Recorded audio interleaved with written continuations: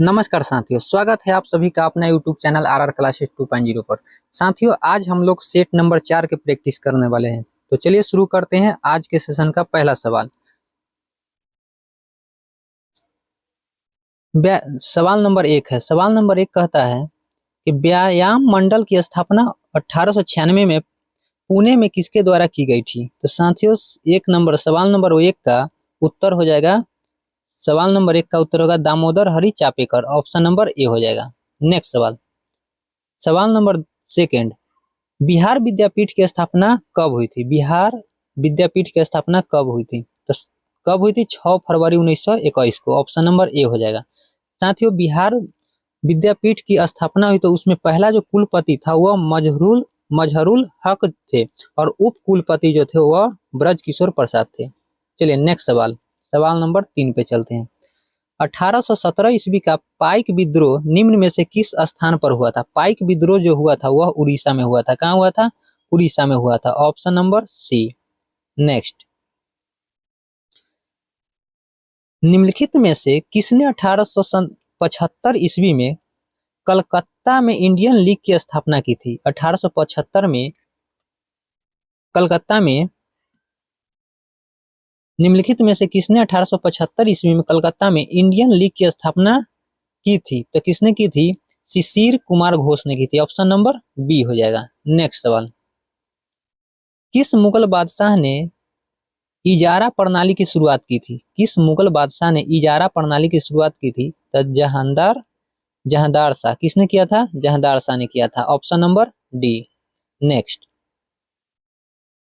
पुस्तक 1857 निम्नलिखित में से किसके द्वारा लिखी गई।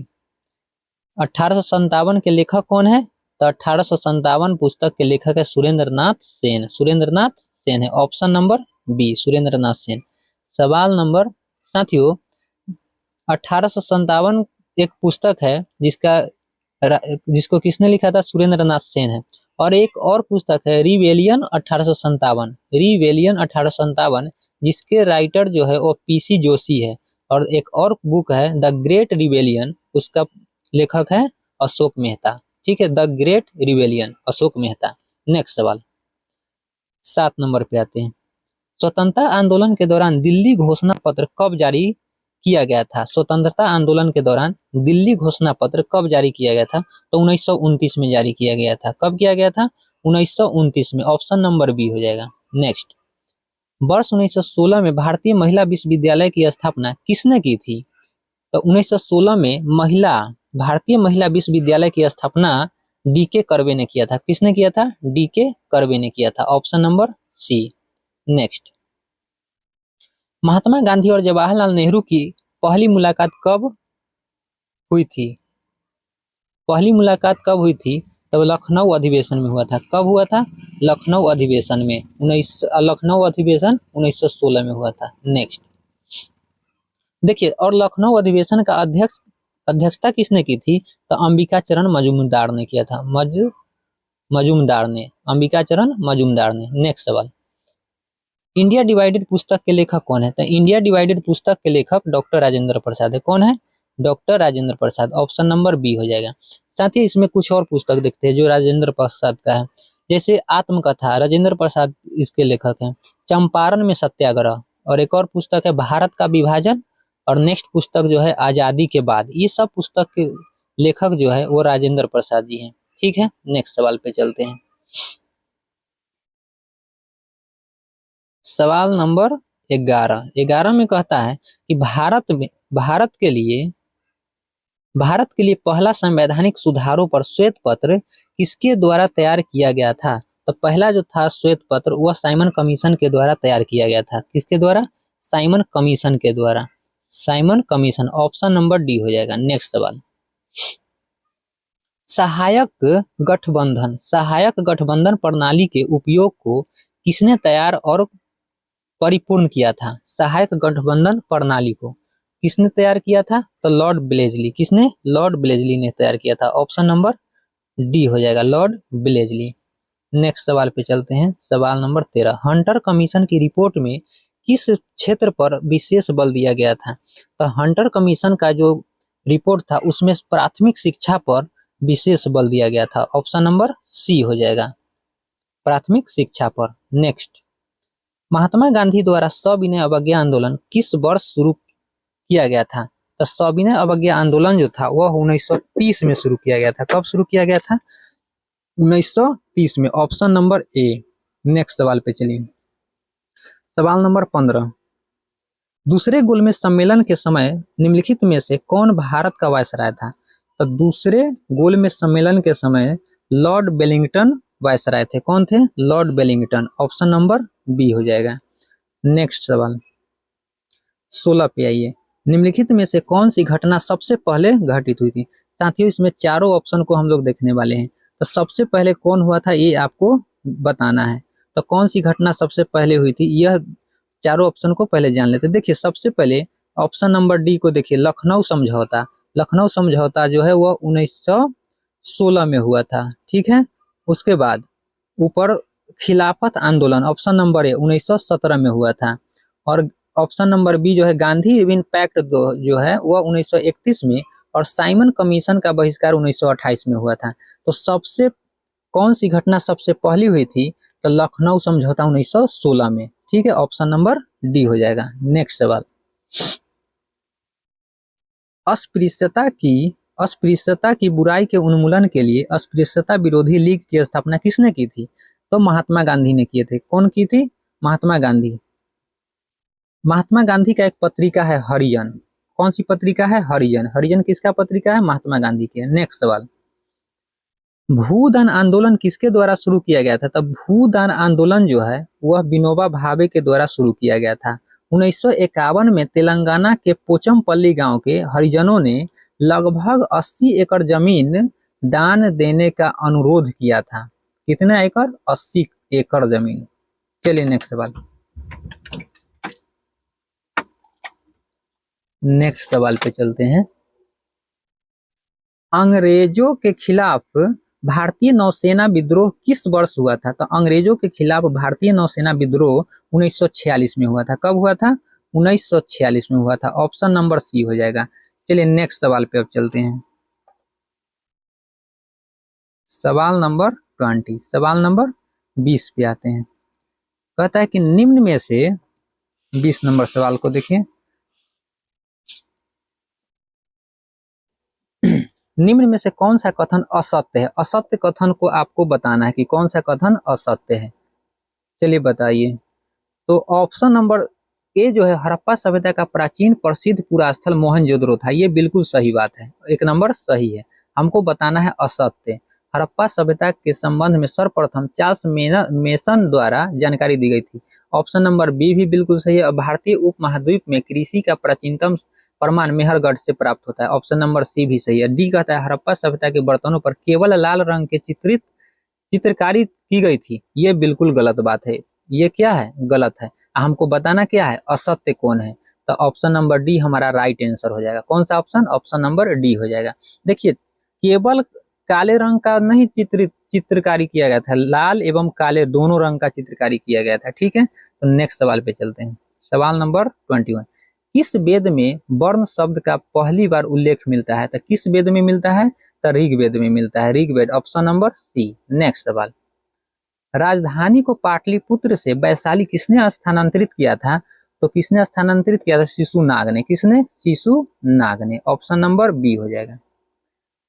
नेक्स्ट, गुप्त काल के दौरान अदालतों की भाषा क्या थी? तो गुप्त काल के दौरान अदालत की जो भाषा थी वह संस्कृत भाषा थी। क्या? कौन सी भाषा? संस्कृत भाषा थी। ऑप्शन नंबर ए। नेक्स्ट, हर्षवर्धन 24 पे, हर्षवर्धन प्रशासन के बारे में गलत कथन का चयन करें। हर्षवर्धन प्रशासन के बारे में गलत कथन का चयन करें।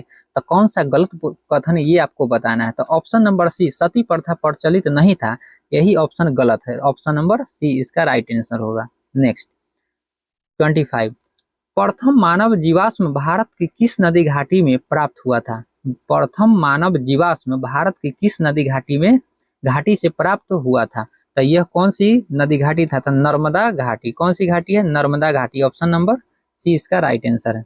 Option C. नेक्स्ट, प्रसिद्ध नाटक मृक्षकटिकम किसने लिखा था? तो मृक्षकटिकम के लेखक जो है वह शूद्रक है। कौन है?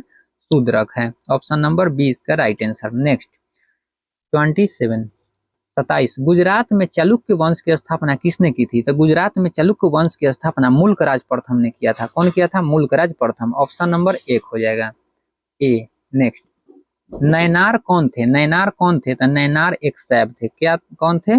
नैनार एक शैव थे।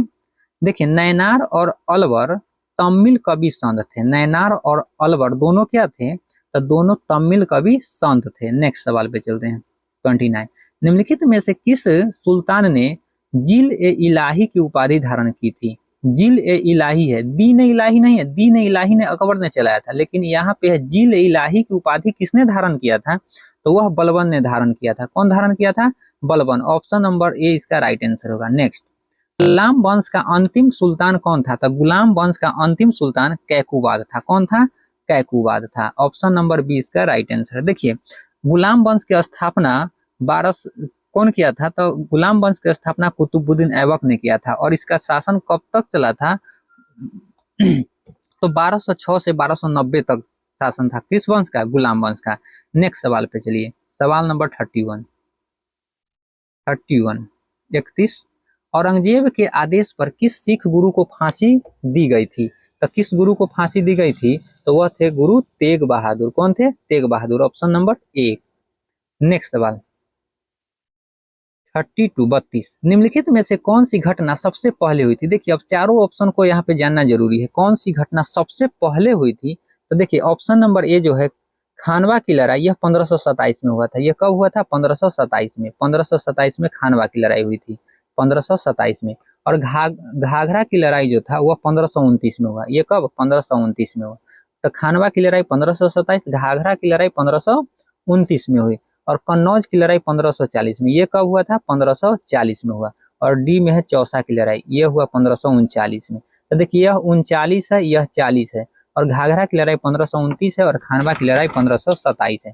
तो कौन सा ऑप्शन इसका आंसर होगा? तो ऑप्शन नंबर ए इसका राइट आंसर होगा, क्योंकि सबसे पहले वाला बताना था। तो खानवा की लड़ाई हुआ था। कौन सा लड़ाई? खानवा की लड़ाई। ऑप्शन नंबर ए हो जाएगा। कब हुआ था? 1527।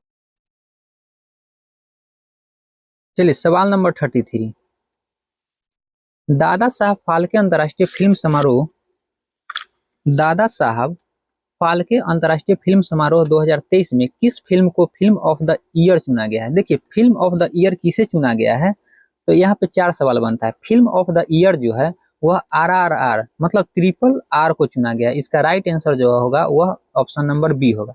लेकिन देखिए अगला सवाल इसमें कहता है कि यह तो हो गया फिल्म ऑफ द ईयर का अवार्ड मिला है इसको ना, ट्रिपल आर को। नेक्स्ट सवाल इसी में सर्वश्रेष्ठ, देखिए बेस्ट एक्टर का अवार्ड और बेस्ट एक्ट्रेस का और सर्वश्रेष्ठ फिल्म कौन था? तो दादा साहब फाल्के अंतर्राष्ट्रीय फिल्म समारोह जो 2023 में हुआ है उसमें बेस्ट सर्वश्रेष्ठ फिल्म का जो अवार्ड है वह किसको मिला है? तो कश्मीर फाइल्स को मिला है। किसको? कश्मीर फाइल्स को मिला है।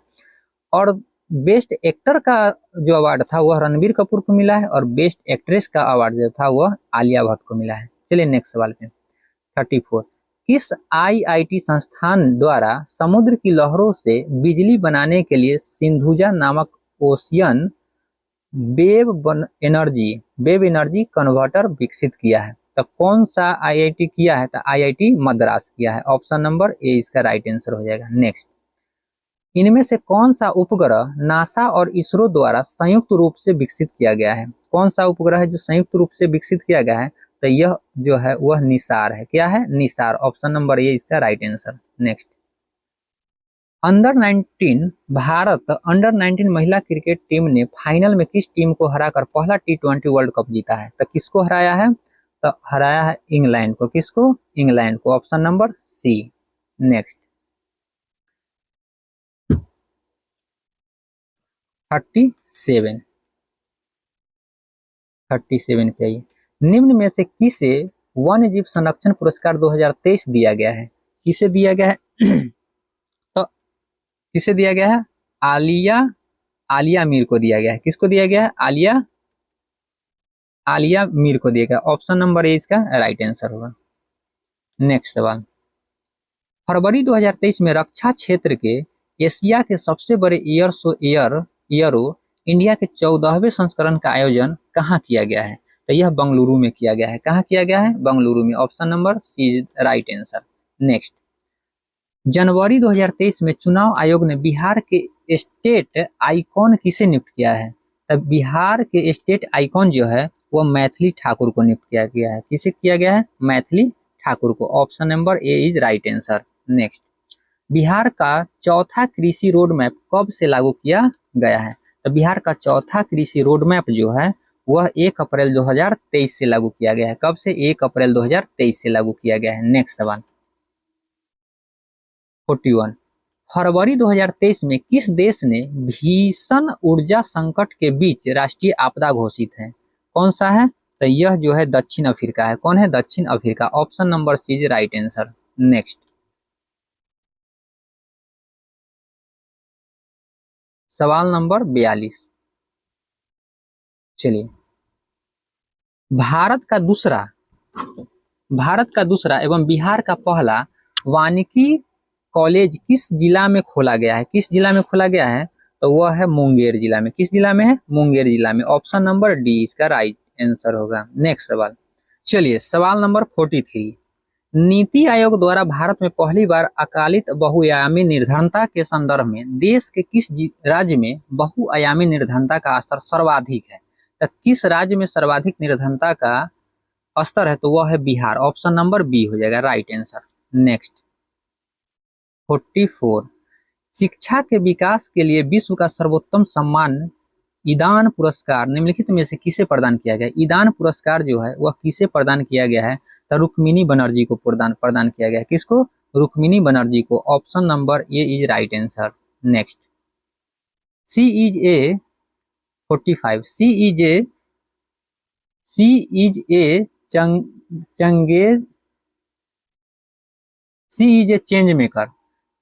चेंज मेकर योजना निम्नलिखित में से किसके द्वारा शुरू की गई है? तो सी इज ए चेंज मेकर जो है वह राष्ट्रीय महिला आयोग के द्वारा शुरू की गई है। किसके द्वारा? राष्ट्रीय महिला आयोग के द्वारा। Option number C is right answer. Next, Tarun Bharat Sangh नामक समूह संबंधित है। किससे संबंधित है? तो वह हो जाएगा पुरानी झीलों को पुनः निर्मित करने से है। तरुण भारत संघ नामक समूह संबंधित है। किससे संबंधित है? तो पुरानी झीलों को पुनः निर्मित करने से संबंधित है। Option number C is right answer. Next, संयुक्त राष्ट्र खाद्य एवं कृषि संगठन का मुख्यालय कहाँ है? संयुक्त राष्ट्र खाद्य एवं कृषि संगठन का मुख्यालय जो है वह इटली में स्थित है। कहाँ पे है? इटली में है। Option number B is right answer. Next, उत्तरी ध्रुव पर पहुंचने वाला विश्व का प्रथम व्यक्ति यानी पुरुष कौन थे? तब पुरुष के बारे में पूछा है तो रॉबर्ट पियरी है। कौन है? रॉबर्ट पियरी है। Option number C is right answer. अगर महिला के बारे में पूछता तो वो हो जाता है Caroline Mikkelsen. Option number A महिला में पहली बार गई थी और रॉबर्ट पियरी पुरुष में पहला है। तो नेक्स्ट सवाल 49, निम्नलिखित में से किस रंग के प्रकाश का पौधे द्वारा तीव्र अवशोषण होता है? तो नीला और लाल। कौन सा कलर है? नीला और लाल। Option number C is right answer. Next, पौधों की कोशिकाओं में कार्बोहाइड्रेट का संचय किस रूप में होता है? तो स्टार्च के पौधा में स्टार्च के रूप में होता है कार्बोहाइड्रेट का संचय। Option number C is right answer. Next सवाल नंबर 51,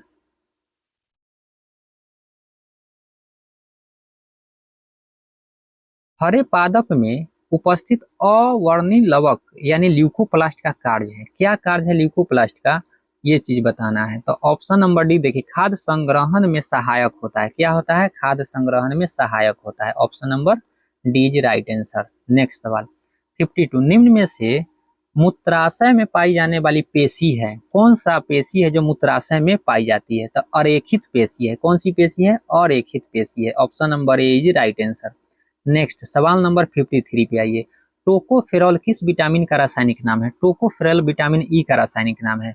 विटामिन ई का रासायनिक नाम है tocopherol. Option number A is right answer. देखिए विटामिन ई जो है जनन क्षमता को प्रभावित करता है।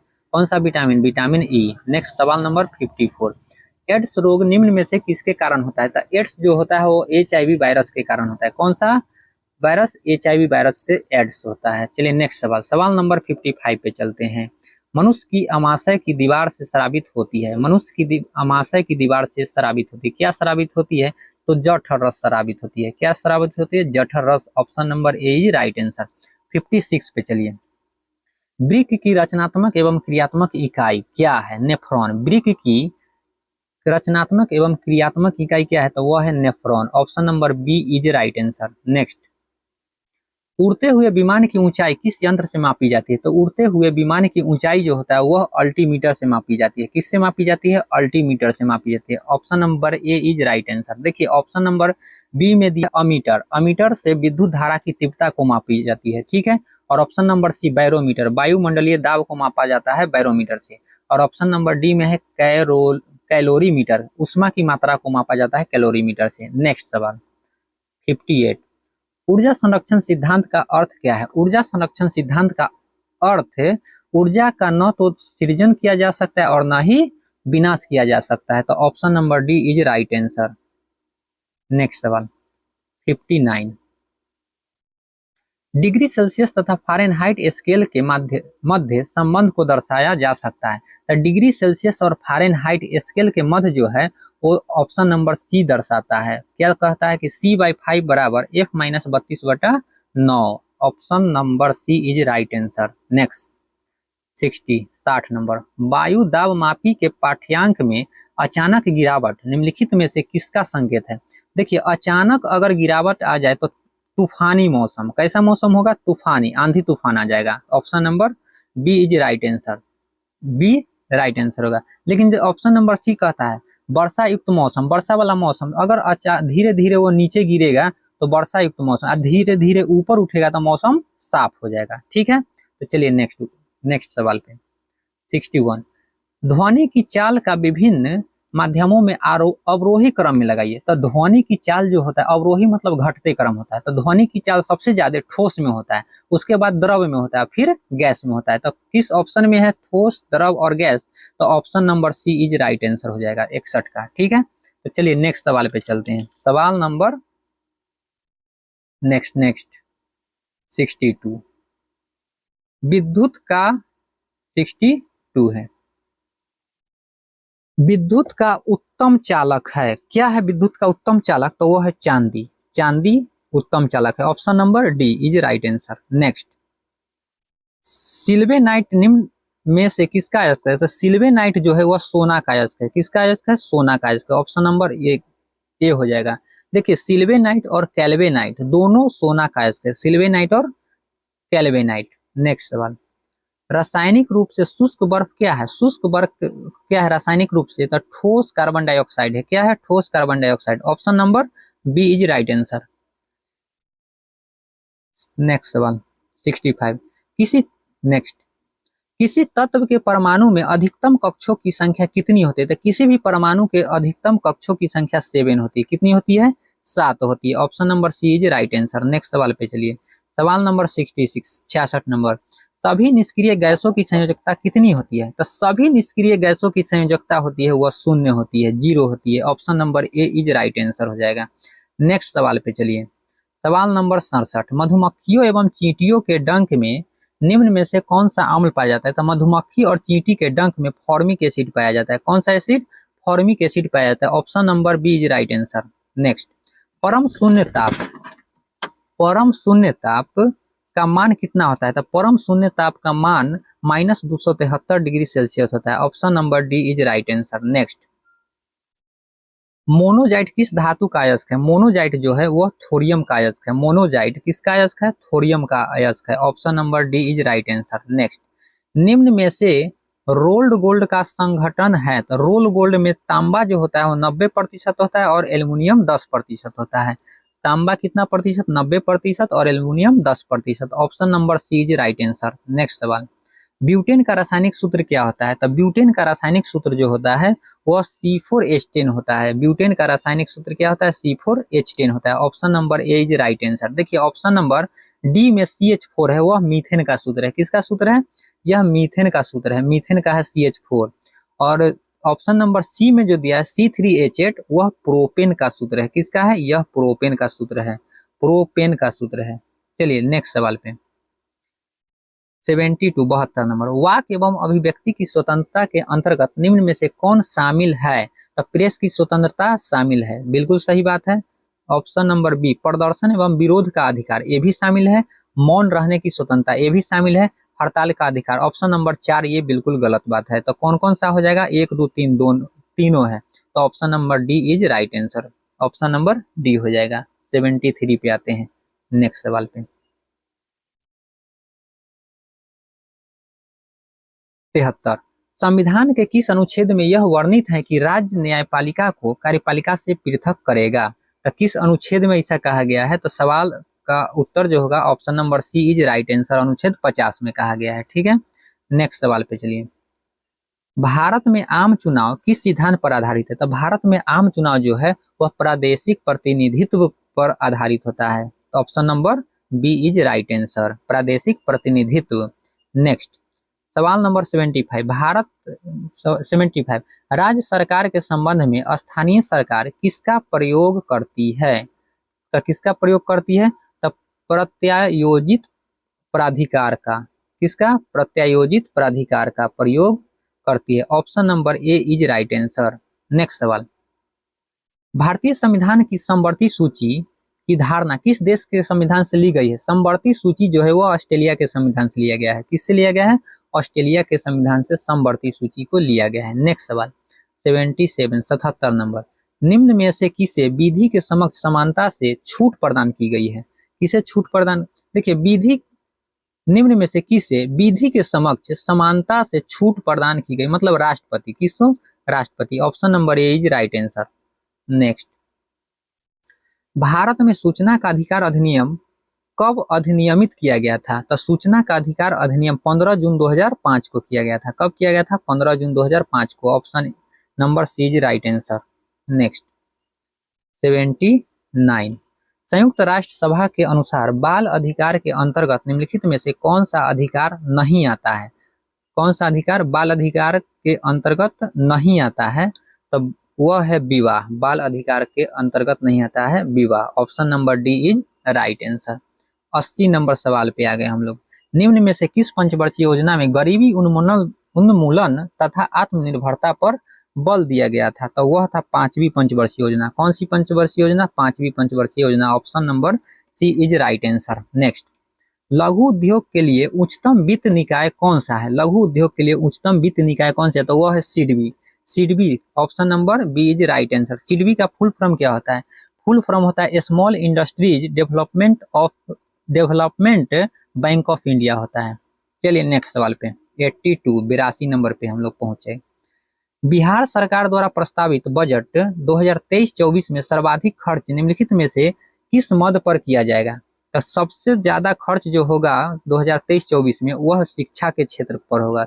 शिक्षा के क्षेत्र में होगा। ठीक है, कितना होगा? तो 40,540.91 करोड़, 40,540.91 करोड़ रुपए खर्च होगा शिक्षा के क्षेत्र में। चलिए नेक्स्ट सवाल पे चलते हैं। साथियों, अगर वीडियो आपको पसंद आ रहा हो तो आप इसे लाइक कीजिए और चैनल पे नए हैं तो चैनल को सब्सक्राइब कीजिए। चलिए अगले सवाल पे चलते हैं। निम्नलिखित में से कौन सी जलधारा प्रशांत महासागर की ठंडी जलधारा है? तो ठंडी जलधारा कौन सी है? किस महासागर की? तो प्रशांत महासागर की ठंडी जलधारा हम्बोल्ट जलधारा है। कौन सी जलधारा? हम्बोल्ट जलधारा है प्रशांत महासागर की। देखिए बाकी बात तीनों जो बचा वो भी ठंडी जलधारा है। बेंगुएला है, फॉकलैंड है, लेब्राडोर है, तीनों ठंडी जलधारा है, लेकिन वह अटलांटिक महासागर की ठंडी जलधारा है। नेक्स्ट सवाल पे चलिए। 83 हो गया, अब चलते हैं 84 पे। 84 नंबर सवाल, भारत में धारणीय विकास के दृष्टिकोण से विद्युत उत्पादन का सबसे अच्छा स्रोत कौन सा है? विद्युत उत्पादन का सबसे अच्छा स्रोत जो है वह है जल विद्युत। कौन सा है? जल विद्युत है। Option number C is right answer. Next 85 number, जनगणना 2011 के अनुसार भारत की दशकीय वृद्धि दर कितनी है? तो 11 के अनुसार जो है वो 17.7% है। कितना है? 17.7%। Option number C is right answer.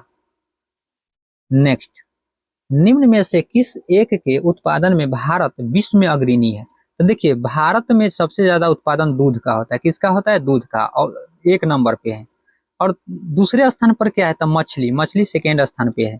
और अंडा तीसरे स्थान पर है। और मांस उत्पादन में भारत 5वें स्थान पे आता है। चलिए नेक्स्ट, इको मार्क क्या है? इको मार्क जो है पर्यावरण अनुकूलन उपभोक्ता उत्पादन को नामपत्रित करने की योजना है। तो पर्यावरण अनुकूलन से संबंधित क्या है? इको मार्क है। तो option number B is right answer.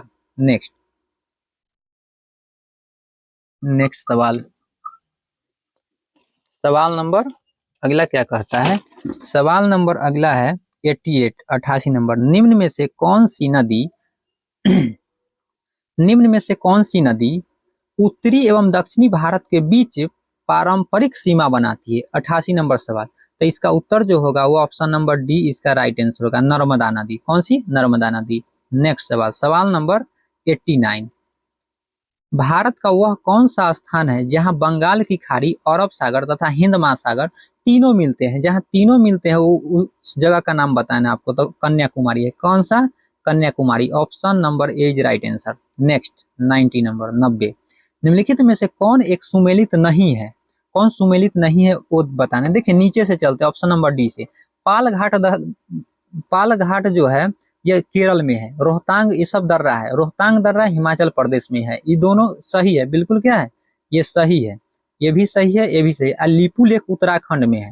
तो देखिए अब कहता है कौन सुमेलित नहीं है? कौन सुमेलित नहीं है? तो नाथुला जो है यह सुमेलित नहीं है, क्योंकि नाथुला जो है वह किस राज्य में है? तो सिक्किम में है। नाथुला सिक्किम में है। तो इसका आंसर जो होगा वह आंसर हो जाएगा कौन सा option? Option number A is right answer हो जाएगा। ठीक है, नेक्स्ट सवाल, भारत में निम्नलिखित राज्यों में से किसकी तटरेखा सबसे लंबी है? सबसे लंबी तटरेखा जो है वह गुजरात राज्य का है। ठीक है, नेक्स्ट सवाल, नेक्स्ट 92, निम्नलिखित नदियों में से किसको दक्षिण की गंगा कहा जाता है? तो दक्षिण की गंगा जो है वह कावेरी को कहते हैं। किसको कहते हैं? कावेरी को कहते हैं। Option number A is right answer. देखिए लेकिन एनसीईआरटी में जो है वो गोदावरी को सही दिया है। एनसीईआरटी में क्या दिया है? गोदावरी नदी को, दक्षिण की गंगा। लेकिन पीछे अभी यूपी लोक सेवा आयोग में जो परीक्षा हुआ है वो उत्तर मारा है इसको कावेरी नदी को, इसलिए इसका उत्तर कावेरी लगाए। आगे आप लोग देखिए क्या करते हैं। नेक्स्ट, निम्नलिखित में से कौन सी फसल मृदा को नाइट्रोजन से भरपूर करता है? तो नाइट्रोजन से भरपूर करता है वो दलहनी पौधा करता है। कौन सी पौधा? दलहनी पौधा। तो इस ऑप्शन में देखे तो मटर इसका राइट आंसर हो जाएगा। नेक्स्ट, संसार का सबसे बड़ा मरुस्थल, सबसे बड़ा मरुस्थल सहारा मरुस्थल है। कौन सा? Sahara. Option number C is right answer. Next सवाल पे चलिए, सवाल नंबर 95, निम्नलिखित में किस एक देश में पंपास घास के मैदान स्थित है? पंपास जो है घास का मैदान वह कहाँ पे है? तो वह अर्जेंटीना में। किस में है? अर्जेंटीना में। नेक्स्ट सवाल पे चलिए, सवाल नंबर 96, जैव विविधता के संदर्भ में भारत में निम्नलिखित में से कौन सा क्षेत्र हॉट स्पॉट माना जाता है? तो हॉट स्पॉट क्षेत्र जो है वो अंडमान निकोबार द्वीप समूह को माना जाता है। किसको? अंडमान निकोबार द्वीप समूह को माना जाता है। चलिए आगे देखिए, हॉट स्पॉट क्षेत्र किसको कहते हैं? तो हॉट स्पॉट ऐसे स्थान को कहा जाता है जहां पर प्रजातियों की प्रचुरता तथा स्थानिक प्रजातियों की अधिकता पाई जाती है। ऐसे क्षेत्र को हॉट स्पॉट कहते हैं। ठीक ना, चलिए आगे चलते हैं। कहने का मतलब है कि जीव जातियों के अस्तित्व पर निरंतर संकट बना हुआ रहता है, ऐसे क्षेत्र को क्या कहते हैं? हॉट स्पॉट क्षेत्र कहते हैं। नेक्स्ट सवाल, सवाल नंबर 97, निम्नलिखित महाद्वीपों में से किसमें देशों की संख्या सबसे अधिक है? तो देखिए 97 बताते हैं, चारों ऑप्शन का डिस्कशन करते हैं। ऑप्शन नंबर ए अफ्रीका, इसका राइट आंसर जो होगा ऑप्शन नंबर ए हो जाएगा, क्योंकि अफ्रीका महादेश में देशों की संख्या 54 है। कितना है? 54 है, 54। यूरोप में जो है 49 है। यूरोप में कितना है? 49 है। चलिए नेक्स्ट, और एशिया में कितना है? तो एशिया में 48 है। एशिया में कितना है? 48 है। तो सबसे अधिक देशों वाला महाद्वीप बताना था, तो option number A is right answer. Next, निम्नलिखित वृक्षों में कौन पारिस्थितिक मित्र नहीं है? कौन सा नहीं है? तो वो हो जाएगा eucalyptus. Option number B is right answer, eucalyptus. Next सवाल पे चलिए, सवाल नंबर 99, निम्नलिखित ऊर्जा में से कौन सी जैविक मात्रा में सर्वाधिक उपयोग की जाती है? तो सबसे ज्यादा उपयोग जो है वह सौर ऊर्जा का करते हैं। किसका करते हैं? सौर ऊर्जा, सोलर एनर्जी का करते हैं। नेक्स्ट सवाल, आज के सेशन का लास्ट सवाल है 100। निम्नलिखित ईंधनों में से कौन सा न्यूनतम पर्यावरणीय प्रदूषण उत्पन्न करता है? सबसे कम प्रदूषण कौन सा ऑप्शन करता है, ये आप बताइए। चारों ऑप्शन को देखिए और कौन सबसे कम प्रदूषण करता है, तो वह हो जाएगा आपका ऑप्शन नंबर सी, हाइड्रोजन। ठीक है, तो साथियों आज के सेशन का ये लास्ट सवाल था और ये सेट नंबर 4 आज कंप्लीट हुआ। इसी के साथ साथियों अगर आपको वीडियो पसंद आए तो लाइक कीजिए और चैनल पे नए हैं तो चैनल को सब्सक्राइब कीजिए। चलिए फिर मिलेंगे अगले वीडियो में। जय हिंद, वंदे मातरम।